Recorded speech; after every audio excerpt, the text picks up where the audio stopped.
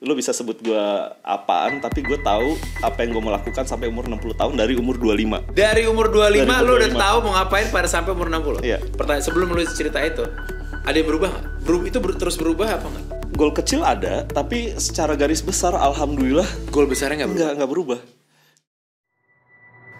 Fail Forward is a podcast program that explores the transformative power of failure. In each episode, host Christopher Tobing will delve into the best failure moments of individuals from various fields, uncovering the valuable lessons learned along the way.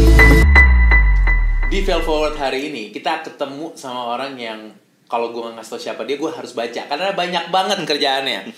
Kita kedatangan Principal Architect of Ago Architect, co-founder Sana Studio, co-founder Sana Kopi, inisiator Sana Kenal Kota, dan juga faculty member of Podomoro University. Plus, dia juga TRX trainer. Apa kabar, Bi? Banyak banget kerjaan lo kayaknya. Baik, Bang Topper. Ini adalah Abi Mantra, di mana Abi Mantra Pradana ini temen gue udah 10 tahun. Dan hari ini kita akan explore tentang what does it mean to fail, what does it mean to be successful, what does it mean to work hard, what does it mean to produce a lot of things. Itu akan kita obrolin semua di episode Fail Forward kali ini. Apa kabar, Bi? Sangat baik. Benar? Ya, semangat buat apa nih mau dikorek-korek hari ini. Nah, benar banyak sih. Ini pas lagi, kita udah di ujung 2023 nih pas kita lagi record ini kan. Dimana artinya kalau yang gue kenal sama lo pasti udah mulai refleksi nih. Betul. Dan lo udah mulai visioning. Benar gak? As a person, that's what you do gitu. Jadi gue berharap banget momen ini pas juga untuk kita explore banyak tentang lo sendiri. Pertama-tama obviously dengan jumlah title yang lu punya, bukan title topi lah.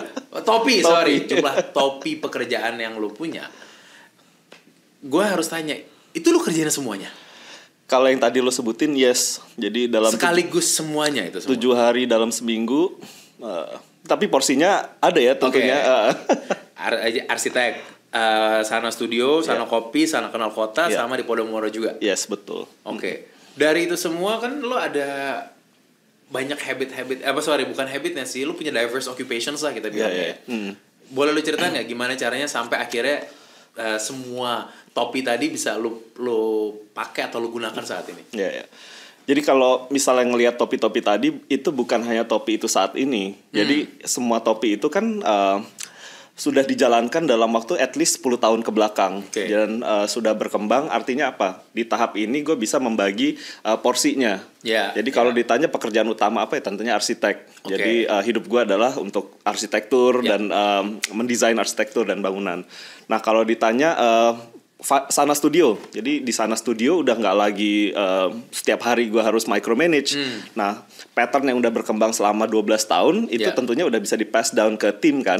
Jadi kita cuma paling seminggu sekali weekly meeting, that's it, cukup gitu.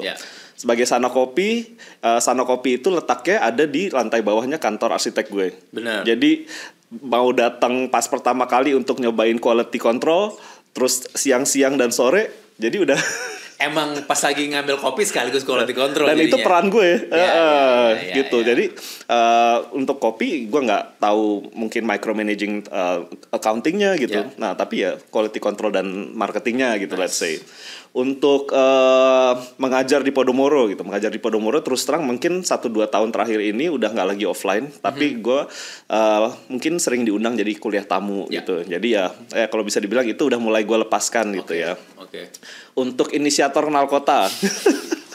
Ini lagi growing yang ini. Ini lagi growing, lagi seru-serunya sebenarnya. Dan itu kan hanya dilakukan 1-2 hari dalam seminggu. Jadi only weekend gitu. Dan itu cuma 3 jam maksimal di pagi hari gitu. Dan biasanya kan olahraga juga anyway kan. Jadi waktu olahraganya switch ke situ. Terus kemudian apa lagi? TRX trainer. Gila. Itu hanya 1 malam dalam 7 hari gitu kan. Jadi kayak kenapa nggak mungkin? Pertanyaan gue, capek nggak? Enggak, karena itu hal yang mungkin akan gue lakukan dan itu menjadi bagian dari gaya hidup aja dan pasti gue lakukan kalaupun. Tell me more, maksudnya bagian dari gaya hidup jadi nggak buat capek itu gimana caranya? Jadi paling nggak gue punya definisi terhadap gue tuh untuk menjadi apa ya, pribadi yang seimbang tuh harus melakukan apa. Gue harus berkarya. Karya gue tahu gue bisa berkarya di arsitektur. Gue bisa punya perpanjangan tangan karya gue di Sana Studio dan Kopi Sana gitu. Terus ya, dan kopi kan ya gue bangun tidur minum kopi, siang-siang atau sore minum kopi. Jadi kayak itu bagian dari hari-hari gue. Terus TRX. Dan ya kita sebagai orang yang udah rutin olahraga kan butuh olahraga itu untuk ngejaga stamina lo kan. Gue terima kasih lo masih mengambil kita ya. Jadi terima kasih gue di-include dalam statement kita rajin olahraga. Dan jalan itu nah jadi waktu gue yang untuk mengajar yang udah nggak terlalu rutin itu gue pindahkan menjadi storyteller sebenarnya. Pada saat Sana Kenal Kota. Sekaligus berjalan kaki. In a way lo ngajar sih di situ. In a way itu ngajar, berbagi lah. Dan di saat ini gue umurnya 40 tahun. Jadi mungkin udah nggak bisa lari sesering dan sepanjang dulu lagi. Jadi berjalan adalah cara gue untuk tetap aktif ya. Sambil bisa berbagi, berkarya dan apapun deh gitu. Oke. Ini semua, maksudnya kan lu tadi sempat bilang by design. Boleh kita tarik balik awal nggak? Gimana caranya lu cultivate interest ini dari zaman kuliah? Mungkin apa malah sebelumnya juga? Apa dari kecil lu adalah orang yang selalu diajarkan untuk berkarya kah? Atau lu menemukan jalan lu sendiri? Bisa dibilang mungkin menemukan jalannya sendiri. Jadi buat gue penting sebagai apa ya, individu untuk bisa karena gini, gue orang yang senang dengan experience, gue senang dengan cerita, gue semacam haus akan hal baru, kenalan sama orang baru, pergi ke tempat yang nggak pernah gue datengin gitu. Suka itu semua. Itu semua suka gitu. Jadi rasanya menjadi versatile. Itu adalah mungkin kata kunci yang tepat gitu. Jadi ibaratnya kalau misalnya gue sebagai pribadi nih ya, gue arsitek untuk menjadi apa ya, versatile dan bisa ketemu atau memecahkan banyak hal gitu ya, itu gue harus ngapain gitu. Jadi gue harus bisa misalnya dalam berarsitektur kan banyak turunannya, menggambar, fotografi, film, bicara tentang film, tentang sejarah, budaya apa, history, itu kan semua hal-hal yang harus gue baca. Betul. Iya kan? Itu yang, jadi lu suka arsitek karena itunya juga. Iya, dan itu kan hal-hal yang ketika gue bikin Kenal Kota, buku-buku sejarah atau hal-hal tentang sejarah itu yang gue ceritain. Benar kan? Benar. Terus kemudian bicara tentang ya ketika gue harus bikin konten dalam atau nulis gitu dalam Instagram gue atau untuk Kenal Kota, ya itu hal-hal yang memang gue baca dan menjadi interest gue.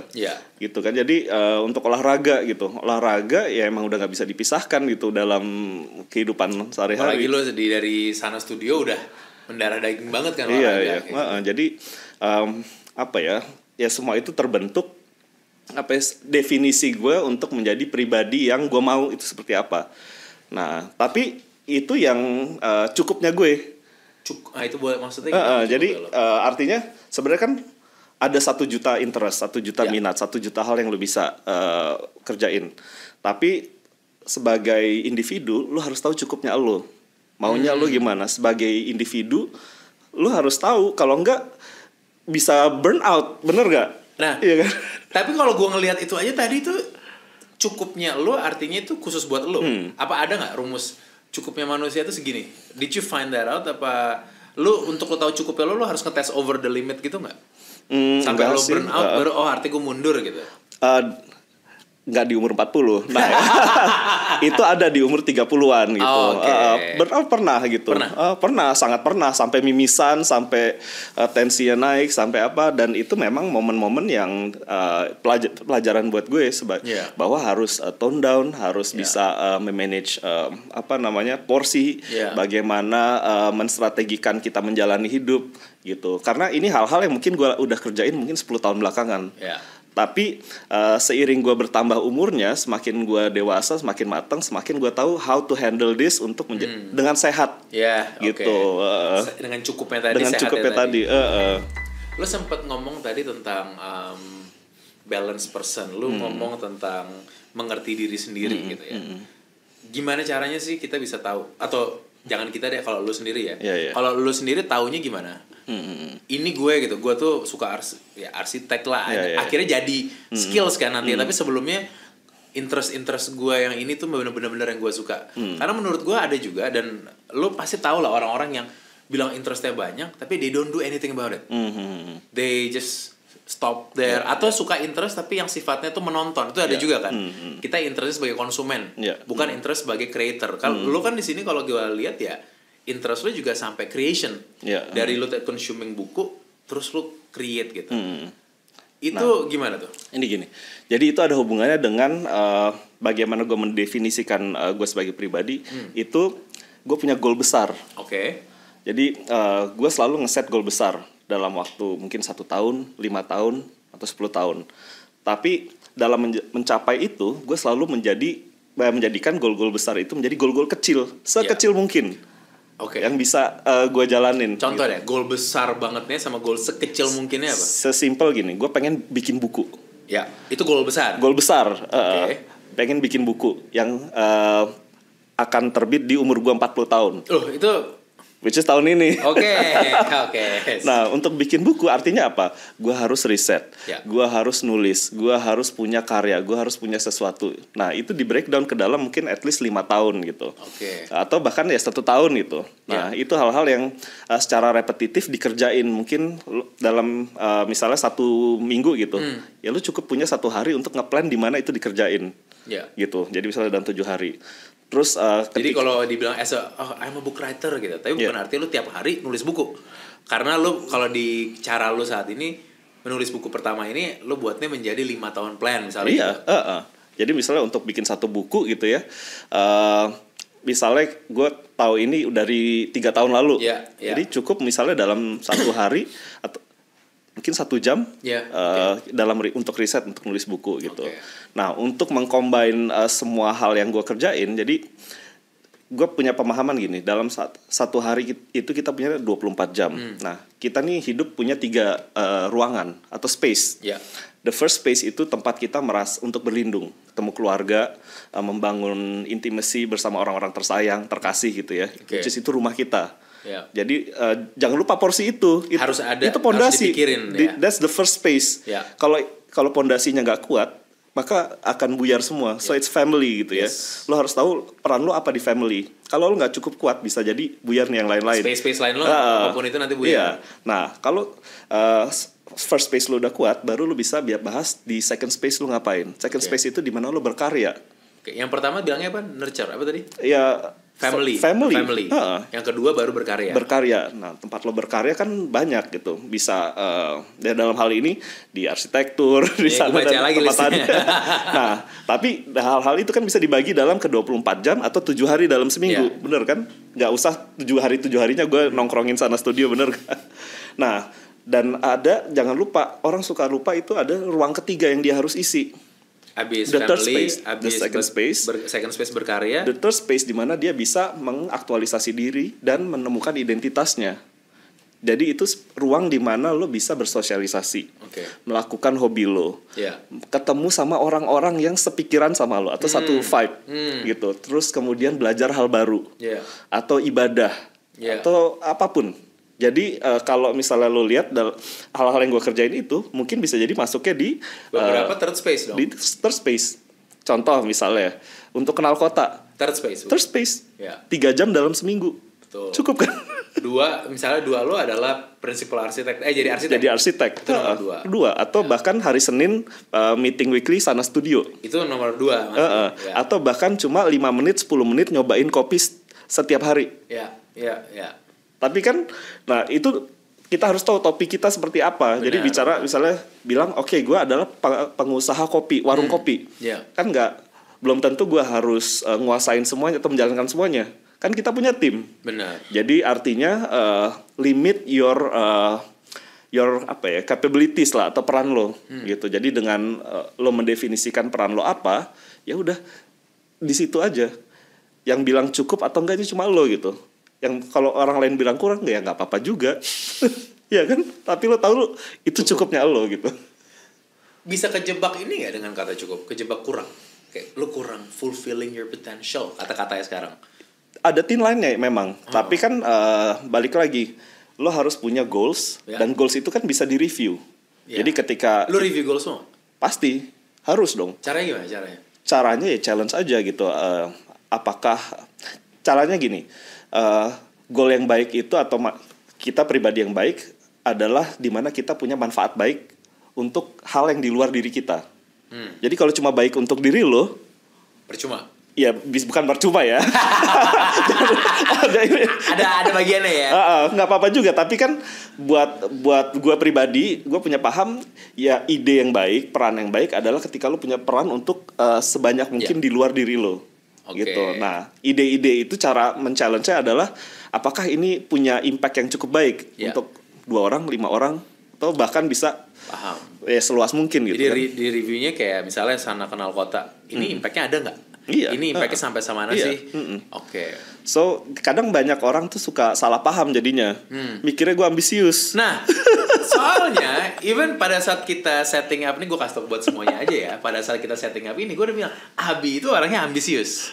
Artinya correct me if I'm wrong nih di sini saat ini. Bukankah lu seorang yang ambisius? Ya itu kata yang keras. Ya, dan gue udah dilabelin itulah. Pasti. Tapi kan balik lagi, gue orang yang tahu kadang bahkan kalau gue nggak tahu maunya apa, gue tahu maunya gue apa. Ulang. Gue suka nih. Kalau gue nggak tahu maunya apa, iya, gue harus bikin atau gue set dan invest waktu sampai gue tahu maunya gue apa. Iya. Itu dalam apa? Dalam menentukan goals, dalam menentukan target. Gimana? Kapan lu bikin? Di akhir kalau akhir hari kayaknya terlalu ini ya, ini banget sih, enggak. Misalnya untuk memulai minggu, memulai tahun, atau bahkan per 5 tahun. Itu repelita ya. Repelita, dan itu buat gue penting. 5 tahun itu kalau lo jalanin satu hal itu paling enggak ada satu hal yang lo jalanin selama 10.000 jam. Betul. Dan itu waktu di mana lo bisa jadi baik. Benar enggak? 1000 hours benar. Itu 5 tahun full time work.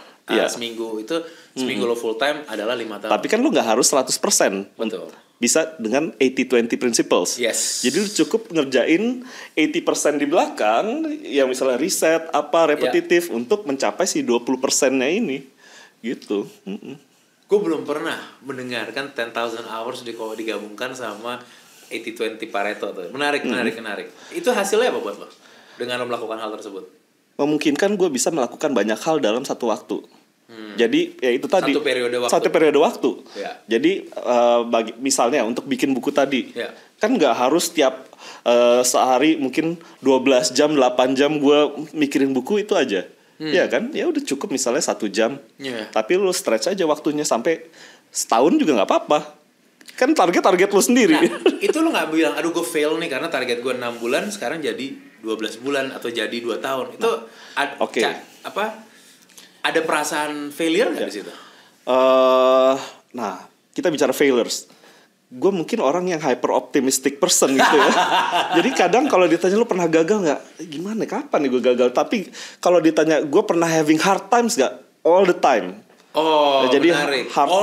All the time gue ketemu hard times. Misalnya target mungkin nggak ketemu gitu, atau misalnya memulai satu goal kayaknya kok berat banget gitu, atau kayak bahkan gue hampir ngerasa nggak mungkin. Ya itu all the time, setiap saat gitu. Ada. Tapi lu tidak pernah merasa kalau lu fail? Ya itu dia, salah atau enggak tahu ya. Tapi menarik nih, karena mungkin ya apa yang orang lain bilang, aduh gue lagi down banget, gue kayak failure banget. Lu simply mengatakan, bukan simply ya, lu mendefine itu sebagai ini tough times, ini hard times yang harus gue lewatin gitu. I can give you examples deh. Misalnya gini, di tahun 2020 setelah Women's 10K, ya kan? Gue inget banget momen itu. Bulan Agustus, Juli, dalam satu hari tiba-tiba didatengin P.N gitu ya. Terus dibilangnya ada pelanggaran dan segala macam. Dalam satu hari itu lo kehilangan bisnis yang udah lo build selama 8 tahun. Satu hari aja hilang. Gue inget hari itu. Jadi Sana Studio tadi kita punya 3 cabang. Jadi udah ketemu pandemi gitu ya. Kita shutdown, nggak ada kelas offline. Udah lagi tough times, tiba-tiba dicabut listriknya dan nggak bisa beroperasi. Dalam satu hari kehilangan bisnis. Itu baru ke Sana Studio. Ada Kopi Sana. Dalam satu hari bisnis lo hilang. hilang. Dua bisnis hilang. Jadi oke, kalau misalnya Sana Studio kita bisa ngelihat masih ada positifnya. It's a blessing in disguise. Lo ada 3 cabang kan Sana Studio. Oke, 1 tutup, at least hilang deh kewajiban untuk bayar ini. Tapi kan buat Kopi Sana itu pemasukan satu. Ya ada 3 cabang juga, tapi yang terbesar kan di situ. Bener. Ya harus hilang. Dalam 1 hari nggak ada angin, nggak ada apa, hilang gitu. Modal nggak punya. Iya. Ya, gue nggak datang dari keluarga yang berlebih gitu kan, dan semua modal usaha gue ini by tabungan dan nggak lewat investor gitu kan. Lo putar terus aja kan. Jadi gitu. Bisa dibilang ini mungkin kegagalan, ya bisa juga, tapi ya gue bilang ini tough times, really tough times gitu. Nah tapi kalau ditanya gimana ngelewatin ya, tentunya karena 5 tahun yang sebelumnya gue pengalaman yang gue pernah lewatin. Lo melewati tough times karena 5 tahun itu bukan yang pertama kali. Jadi tahun 2016 out of nowhere tiba-tiba dalam rentan waktu adik gue umur 32 tahun divonis cancer. Cancer kolon. 32 tahun. Suaminya dari Laila Munaf, instruktur olahraga. Usaha kami adalah usaha olahraga untuk campaigning hidup sehat. Cancer. Dia kena cancer. Cancer kolon yang biasanya terjadi di usia lanjut. Dan cancer kolon itu ya fatality rate-nya kan tinggi banget gitu. Ya udah dalam 1 waktu gue bisa aja kehilangan adik gue. Nah jadi ya momen itulah itu adalah tough times juga bisa dibilang gitu. Jadi di mana kami berempat tadinya menjalankan Sana, tiba-tiba 2 orang harus pergi untuk berobat. Jadi gak hanya gue dan istri gue Yurika gitu ya. Dan itu harus manage semua apapun tantangannya ya, mulai banyak saingan dan segala macam gitu. Betul. Tetap kita harus terus bikin inovasi dan segala macam. Nah, tapi bisa dilewatin juga 1 tahun. Dia balik lagi dan ya kita bisa jadi satu tim yang lebih bondnya lebih kuat, terus kemudian bisa mikir inovasi dan apa ya. Dan kita tahu cara itu. Tahu rasanya kehilangan pertama kali dan semua yang kita bangun tuh bisa hilang dalam sekejap. Nah, tapi di situ tahun 2017 Arka balik gitu ya. Dia belajar meditasi. Dia mengenalkan kami dengan meditasi. Jadi dia punya metode self healing. Qigong namanya. Nah, ketika kita kenal, kita semua nih berempat itu jadi rutin meditasi. Nah, lewat meditasi itu gue pribadi lah, jadi tahu bagaimana mendengarkan diri sendiri. Jadi momen gue sampai mimisan ketika gue burn out itu di situ. Pada saat mereka lagi pergi, gue harus jadi arsitek, jadi nyap Kopi Sana baru mau buka, terus sama Sana Studio, sampai mimisan. Tapi gue harus bilang ya, pada saat itu, gue tahu it was tough times buat lo, tapi gue nggak nyangka karena lo orangnya senyuman kan. Maksudnya lo portraying. Gue gak bilang lu portraying semuanya kelihatannya baik ya, tapi somehow kalau gue ketemu lu, it's still a positive vibe.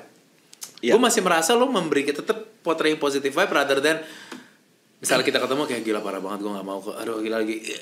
Gue gak merasakan ada itu unless pada saat ngomongin itu, tapi in a consultation yang apa ya, what to do next ya, what do we have to do ya, apa yang kita ngobrol produktif loh gitu. Tapi kayaknya gue emang begitu. Jadi sebagai pribadi ya mungkin kalau sekarang dibilangnya ada yang bilang toxic, bisa jadi toxic positivity karena gue nggak pernah ngasih lihat kalau gue tuh lagi susah. Sengaja nggak ada yang boleh lihat. Itu karena keputusan lo, karena keputusan gue. Karena ya mungkin juga karena gue anak pertama dan cucu paling tua di keluarga gue, gitu ya, di both sides lah. Gue anak laki-laki paling tua gitu ya, bukan karena laki-lakinya ya, bisa salah nih. Nah, jadi ya entah kenapa gue terbiasa nggak ngasih lihat. Jadi kalau gue lagi lemah atau apa, nggak ada yang bisa, nggak ada yang tahu gitu. Jadi ya udah senyum aja gitu. Tapi kalau dari support system lo sendiri yang melewati, jadi bukan failure times ya, tapi tough times, lo punya support system itu? Tentu adalah istri gue.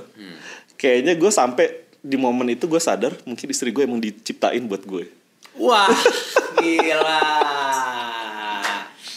Momennya adalah pada saat susah.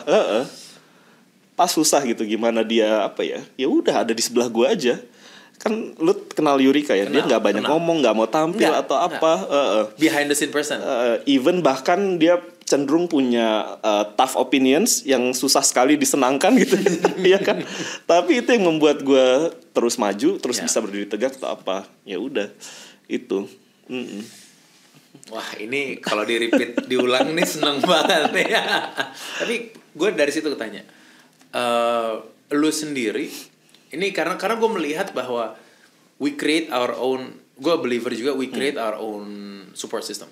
Artinya create itu tadi ya memang istri lo diciptakan. Misalnya believe lo istri lo diciptakan buat lo, tapi in a way kan lo nurture juga to make sure that lo support one another, saling jaga gitu ya. Yang lo lakukan to make sure lo punya support system dalam tough times itu apa aja? Artinya ke Yurika tuh gimana, atau ke ada lagi nggak yang lain? Dialog. Ketika gini ya, kita tahu energi seseorang itu nyambung sama kita. Ketika kita ajak dialog. Ya, I feel click with you ketika kita bisa dialog panjang. Ya. Mungkin lebih dari setengah jam, sejam gitu. Iya kan? Dan begitu, itu hal yang gue lakukan sama istri gue. Istri gue nggak banyak ngomong, tapi ya gue pelan-pelan gue ajak dialog apa. Nah itu cara, in a way cara gue melepaskan stres atau beban dan menggali solusi yang mungkin gue nggak kepikiran gitu. Jadi hal-hal kecil yang tercipta lewat dialog itu penting. Dan buat gue penting adalah orang mengerti bahwa cara untuk menjadi resilient terhadap beban itu adalah membaginya. Cara menjadi resilient terhadap beban adalah membaginya dengan orang lain. Jadi nggak, meskipun ya lo lihat misalnya gue, gue menyembunyikan beban-beban gue, tapi pasti gue bagi sama orang, apapun caranya. Karena mungkin gue malah mau bilang bukan menyembunyikan, karena lo memilih kan. Memilih ya. Siapa yang lo bagikan beban itu jadinya kalau lo bilang membagi ya. Karena maksudnya ada customer datang ke sana kopi kayak, Mas Abi, aku ambil kopi ya gitu. Jadi aku mau cerita itu kan nggak mungkin. Gitu. Tapi cara lo memilih sekarang gimana? Apakah harus istri, suami, ataukah harus itu?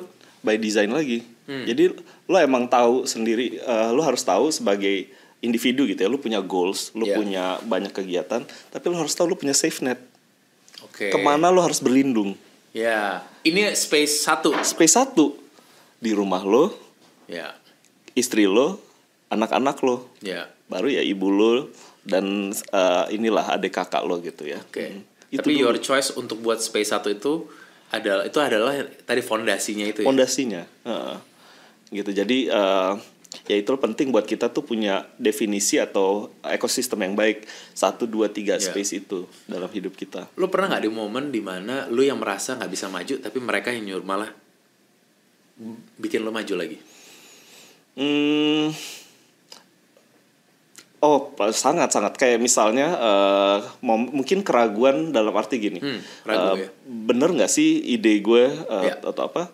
Tapi selalu gue challenge terhadap support system gue ini, terhadap istri gue sih terutama gitu. Jadi gue lempar aja gitu, haruskah gue melakukan ini?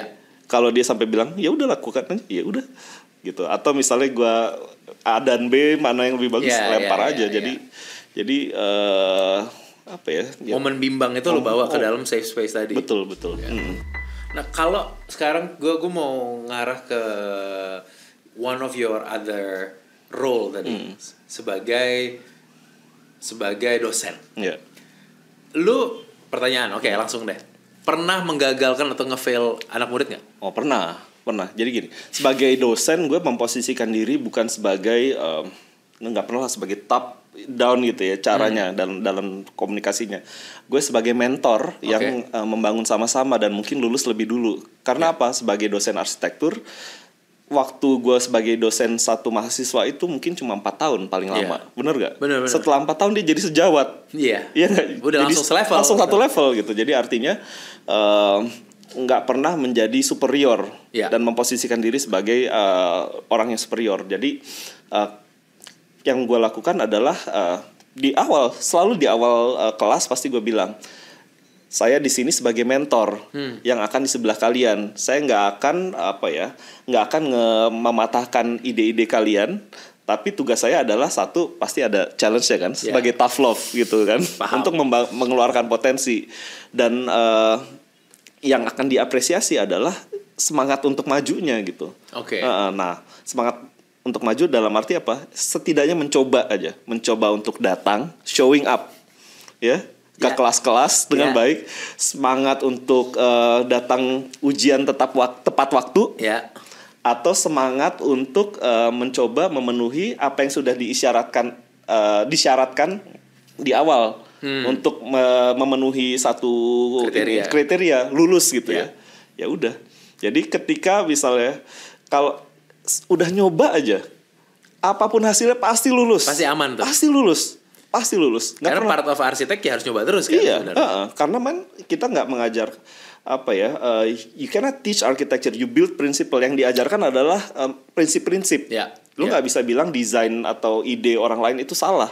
Karena belum tentu salah kan, dan belum tentu lo bener gitu. Tapi yang lo bisa share adalah principles gitu. Yang bisa di challenge adalah ide, ya impact mungkin di level. Tapi ketika momen mahasiswa itu gagal adalah ketika mereka itu nggak mencoba at least untuk datang full aja absennya 75%, bener nggak? At least untuk dibilang ujian jam 9. Datang jam 9 gitu, at least. Atau udah dibilang oke, toleransi 5 menit. At least 5 menit itu lo datang aja. Iya, paham banget. Bener gak? At least lo ngumpulin 1 sampai 5. At least 5-5-nya lo kumpulin. Kalau nggak 4 ya ada usaha. Ada usaha gitu. Kalau enggak gimana mau nolong? Iya benar. Kalau dia belum bisa memenuhi, selalu there's always be next time. Itu jawabannya. Iya. Mungkin lo belum siap untuk maju lagi. Iya. Tapi kalau pembicaraan apa yang lo lakukan setelah itu kepada mereka?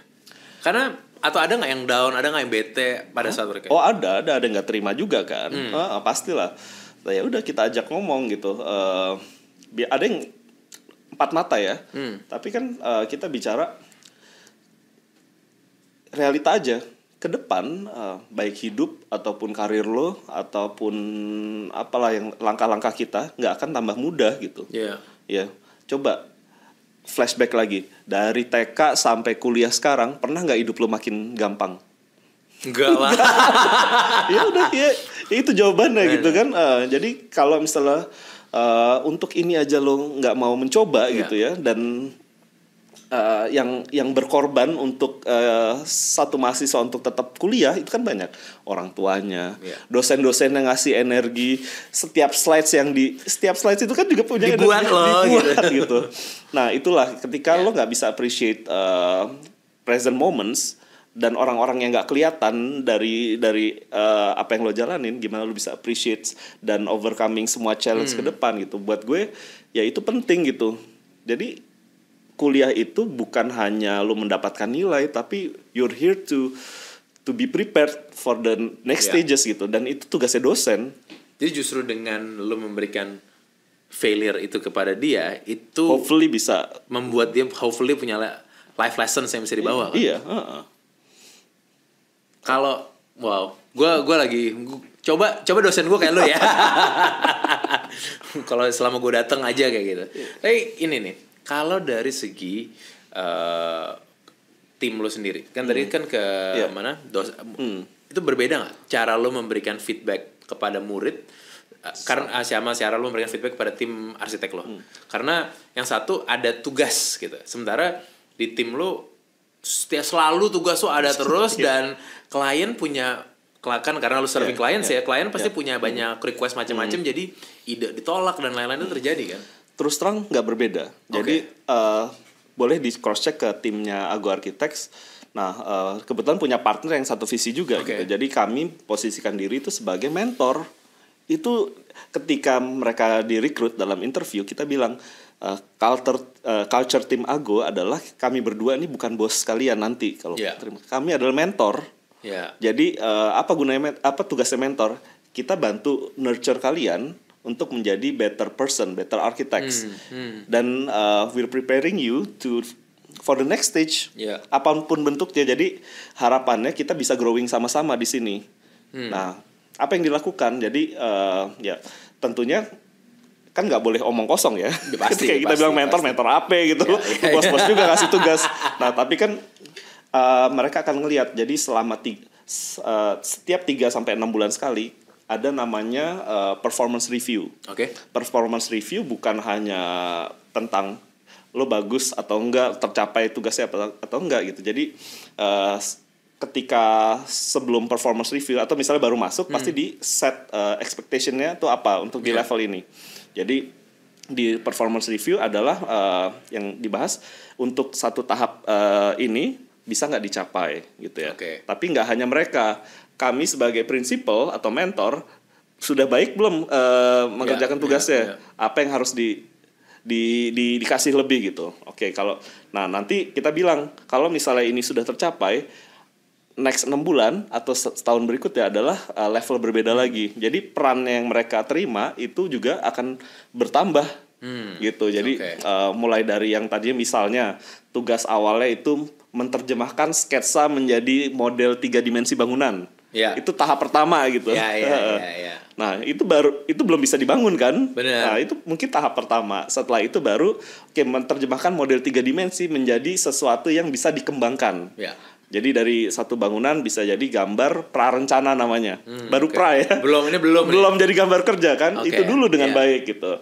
Nah baru kita bahas. Nanti kan kita juga bisa memetakan, nggak hanya tugasnya dia itu untuk menerjemahkan ke yang ada di kantor, tapi kan kita ajarkan keluar pada klien, kepada contractors. Betul. Kan challenge-nya makin banyak. Yang mungkin tahap awal dia hanya urusannya sama mentornya, tahap kedua dia mulai sama klien, tahap ketiga mungkin sama klien mungkin belakangan kali ya, sama kontraktor gitu ya. Terus mungkin tahap berikutnya mulai multidisiplin, nggak hanya kontraktor, ada landscape architect, ada mechanical electrical, ada segala macam manajemen project, baru sampai terakhir, lo bisa ketemu raja terakhir nih, the clients. Jadi ya itu sih yang kita lakukan, ada stagesnya, ada apa, dan kita jadi kayak sekolah kan. Benar. Nanti terus di review mau lanjut apa enggak segala macam, dan kita tahu jadi arahnya berkembangnya mereka tuh seperti apa. Pernah ada creative blocks nggak? Mungkin buat lo sendiri gitu, dimana lo kayak, gue nggak tahu harus desain apa, gue bener-bener bingung desain apa, kayak keblok gitu loh. Gak boleh ada sih. Gak boleh ada. Tugas lo adalah to make sure tuh gak ada ya. Tugas. Pernah ada momen stuck gak atau gitu? Nah itu balik lagi ke gue yang hyper optimistic. Jadi ketika gue tahu ini akan datang, yang dilakukan adalah prevention. Itu lo bisa tahu creative blocks akan datang? Bisa tahu dong. Gimana caranya? Mungkin tugas project atau challenge yang mungkin gue nggak pernah hadapin sebelumnya. Ngerti, paham. Make sense. Jadi kayak lo nggak tahu mau ngapain, pernah kan? Betul. Dari sebelum itu datang, berarti lo harus punya resiliency. Nah, resiliensinya tuh apa? Ya satu, diskusi, dialog dengan partner lo, gitu. Kalau masih belum cukup juga, ya dialog sama satu tim. Betul. Nah, kalau belum cukup juga, coba tengok tetangga gitu. Iya. Ya jadi artinya apa? Challenge atau mungkin kegagalan kita bisa bilang, ya mungkin orang bilang ini kegagalan, tapi gue bilang ini adalah tough times. Itu membuat gue untuk punya growth mindset dan resiliency. Jadi sebelum itu datang, jadi gue tahu nih apa yang harus disiapkan ke situ. Kalau lu nggak pernah mengalami failure atau tough times tadi, nggak bisa. Dan artinya gini, sebagai professionals, pasti kita kan nggak mau diam di tempat, pasti selalu ingin ngambil, kita masih masa produktif, challenge mungkin lebih besar, karena balik lagi, kalau lo nggak ngambil challenge yang lebih besar, berarti diam di tempat dong. Tapi kan pertanyaannya, gimana cara ngambil challenge yang lebih besar kalau sebenarnya lo belum pernah hadapin gitu kan? Nah ya itu, balik lagi, be resilient aja, siapin dulu hal-hal kecil gitu. Jadi misalnya mungkin 3 tahun pertama sebagai arsitek gue mendesain bangunan 1-4 lantai, tapi kan pengen bangun 5 lantai sama 8 lantai. Iya kan? Nah gimana caranya? Ya bacalah buku, banyak-banyak ngobrol, atau minimal bikin entah exercise atau brainstorm segala macam. Gue percaya banget tuh input, proses, output gitu kan. Jadi lo harus nambahin input baru atau changes the way you process kan. Kalau dari situ, kalau tadi kan lo bilang creative block bisa di prevent gitu ya. Exactly, kalau dari lo sendiri, your tools tuh apa? Books, videos, dialognya sama siapa specifically, ada nggak orang yang lebih jago kah? Itu kayak biar something yang maksud gue, I think dialog tuh gue I believe in the ideas, tapi I think beberapa orang yang dengerin ini masih nanya dialog tuh gimana sih? Gitu.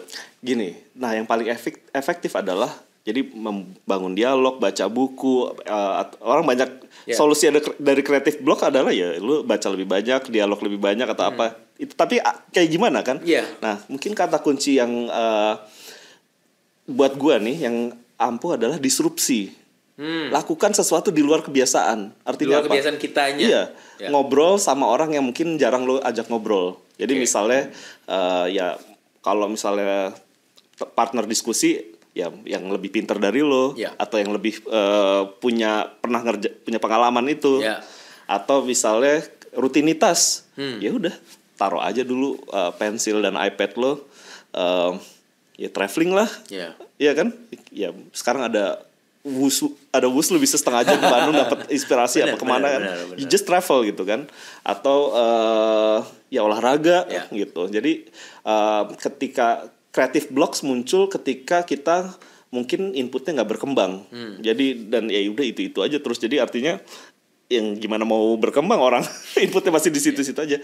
One way to break the blocks adalah you disrupt gitu kan. Jadi kayaknya itu deh yang efisien. Lu define hyper positivity tadi. Kelemahannya orang hyper positivity apa? Kelemahannya adalah mungkin satu somehow buat orang yang pesimis. Jadi untungnya gue selalu punya partner atau lawan atau support system yang berlawanan sama gue. Oh gitu. Di ini juga apa partner di arsitek juga? Oh sangat. Gaby adalah orang yang 180 derajat cara berpikir dari sama gue gitu. Coba. Jadi caranya gimana? Kelemahan dan kelemahannya adalah ketika gue hyper optimistik, ketika gue bilang misalnya wah ini bisa nih melayang dikit 3 meter keren. Dia akan bilang nanti roboh gitu. Disadarkan gitu ya. Oke. Berarti bisa mungkin nggak 3 meter 2 meter bisa melayang, tapi mungkin ada yang diperkuat ini. Jadi di ground di bawah ditarik lagi ke ground. Jadi kuncinya adalah kekurangannya mungkin hyper optimistic bagus untuk para dreamers. Dan mungkin to push the team atau kapal untuk lebih jauh lagi. Tapi kalau nggak punya lawan atau tandem ataupun ekosistem yang bisa ngimbangin, ya akan berantakan juga to be honest gitu. Harus diajak ground lebih ground lagi. Jadi kelemahannya itu. Tapi lu nggak berantem sama orang yang lu pengen gue pengen buat cantilever 12 meter dari di atas jurang gitu kan misalnya gitu. Sementara bilang satu lagi bilang nggak mungkin nggak mungkin itu lu nggak berantem. Kalau misalnya gue nggak mengalami, balik lagi, kalau gue nggak mengalami pengalaman tough times gue yang sebelumnya mungkin nggak bisa. Artinya apa? Di umur 35 itu Ago baru dibentuk. Baru dibentuk. Artinya gue udah 8 tahun menjalani konsultan arsitektur. Betul. Artinya memulai dari nol. Dengan orang yang 5 tahun lebih muda dari gue. Iya kan? Jadi semua harus gue bagi 50-50 rata. Gue harus tutup buku apa yang udah jalani sebelumnya. Yang tadinya lu sendiri. Yang tadinya sendiri. Iya kan? Kalau misalnya gue nggak pernah punya momen gue bisa kehilangan adik gue kapanpun. Kalau gue nggak punya momen kehilangan bapak gue di saat gue belum dapat apa-apa gitu ya kayaknya itu nggak. Dan momen punya pengalaman untuk membagi peran bersama empat partner yang setara di Sana Studio gitu ya. Kayaknya nggak mungkin juga bisa ngebagi lembaran ke depan itu kapalnya bersama partner ya si Gaby ini. Jadi artinya ketika Ago berjalan dibentuk, gue udah ready untuk ini lembaran baru buat gue. Artinya ini akan 50-50, ada 2 nakoda kapal dalam satu kapal. Ya udah, jadi semua dijalankan berdua, nggak boleh ada yang lebih. Jadi mentality itu yang gue rasa bisa membuat Ago itu berjalan. Dan mungkin orang melihat gue yang very dominant atau apa, enggak, gue cuma tahu maunya apa, tapi gue tahu kapan berhenti, gitu. Jadi memang banyak yang penasaran juga gitu. Kok bisa sih lo Gaby sama Abi gitu. Abinya lebih tua 5 tahun gitu. Dan laki-laki gitu kan. Di dunia ini masih ada yang kayak gitu. Dipikirnya kan secara otomatis Abi yang lead. Tapi kan enggak juga. Leadernya adalah Gaby. Leadernya adalah Gaby. Gitu. Jadi semua keputusan desain itu enggak ada salah satu yang punya credits. Semua berdua gitu ya, sebagai partners. Jadi artinya kalau ditanya pernah enggak nggak setuju atau apa, diskusi dan debat selalu terjadi. Tapi at the end of the day kita sadar bahwa semua yang keluar dari masing-masing adalah untuk mencapai satu tujuan, kebaikan Ago. Jadi kebaikan si kapal. Bener. Ketika kita udah sadar dua-duanya sebenarnya pasti beda, tapi tujuannya sama. Terimalah gitu. Memang nggak ada equality dalam partnership. Pasti ada yang ngalah, ada yang mensupport gitu kan. Jadi ya tahu perannya aja gitu. Nice. Lu tadi bilang punya game apa? Lu punya visi 5 tahun, setahun ke depan. Ada yang bisa lu share nggak? Visi-visi yang lu boleh share publicly. Ada. Jadi memang lu bisa sebut gue apaan, tapi gue tahu apa yang gue mau lakukan sampai umur 60 tahun dari umur 25. Dari umur 25 lu udah tahu mau ngapain pada sampai umur 60? Iya. Pertanyaan sebelum lu cerita itu, ada yang berubah nggak? Terus berubah apa nggak? Terus goal kecil ada, tapi secara garis besar alhamdulillah goal besarnya nggak berubah. Jadi ketika umur 25 itu di saat gue pulang ke Indonesia setelah lulus master lah. Dan itu di saat mau merintis usaha Ago Architects gitu ya. Sebelum Ago dong ini ya? Sebelum Ago, A+A. Dan gue baru resign dari corporate. Jadi benar-benar mulai dari nol gitu. Nah udah, jadi gue harus duduk diam. Nah di situ gue memaksa, gue harus tahu mau gue apa. Balik lagi ke statement awal tadi. Jadi ketika gue nggak tahu mau apa, gimana cara gue harus bikin gue tahu mau gue apa? Apa yang lo lakukan? Duduk diam aja, ngeset aja gitu. Jadi kenapa 5 tahun gitu? Karena ya repelita. Jadi paling nggak, karena gini, gue hidup itu nggak pernah punya safe net. Art safe net dalam arti apa? Nggak dari kalangan privilege, mungkin, tapi bokap gue dokter gitu. Ya bukan berarti gue susah gitu ya. Artinya kalau misalnya gue jadi arsitek, gue nggak bisa mengandalkan klien atau network bokap gue atau keluarga gue atau kekayaan keluarga gue untuk memulai gitu kan. Nah, jadi artinya harus di-create kan.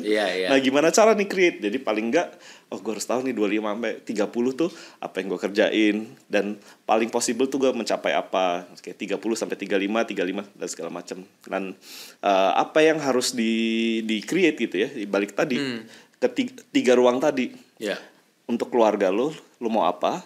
Untuk karya lo mau berkarya apa? Untuk lo sebagai individu mau berkembang seperti apa? Itu ditulis aja. Dari umur 25? Dari umur 25 gitu. Misalnya punya rumah umur berapa, punya bisnis pertama umur berapa, punya bisnis kedua umur berapa, punya rumah kedua umur berapa gitu. Semuanya terjadi nggak?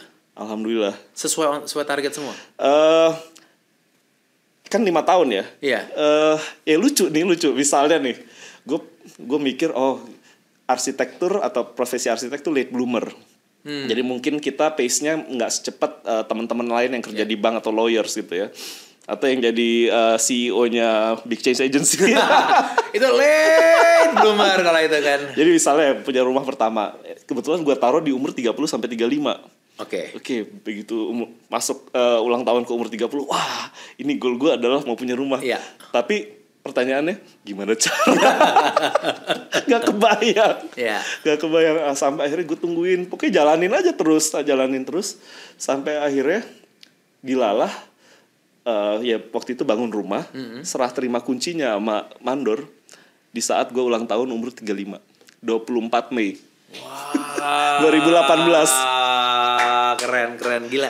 Dan nggak sengaja. Tapi tiba-tiba pas itu keinget dong. Iya. Oh iya, gue umur 35 ya. Wow. Serah terima mandornya hari itu. Iya. Gila. Gitu. Jadi ibaratnya kan pengen sok-sokan, wah ini pas momen ulang tahun nih serah terima. Tapi dipikir-pikir ya ini umur 35. Jadi hilal yang nggak kelihatan selama 5 tahun itu terjadi di ujung. Ya, karena daily-nya itu. Ya Tuhan, jalan Tuhan, balik lagi. Bener. Mungkin belum saatnya lo punya ketika umur 30, 31, 32, tapi ya baru pas ujungnya umur 35. Jadi satu hal lagi ya, lo harus percaya ada the greater power yang nge-drive ini semua gitu, dan tahu mana yang baik dan buruknya buat lo gitu kan. Bener ya banget. Tuhan itu. Bener. Oke. Last question, kita selalu tanya pertanyaan ini ke semua. What does fail forward mean to you?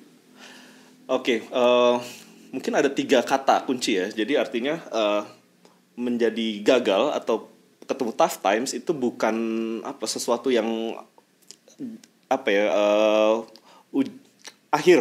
Yeah. Nah, tapi fail forward buat gue adalah satu, kita bisa menjadi berkembang, growth through failures. Yeah. Karena kita selalu berpikir solusinya apa. Nice. So next time you get that tough times atau failures, atau bahkan sebelum failures itu datang, lo udah bisa overcome. Yeah. Dan lo bisa muncul resiliency. Nice.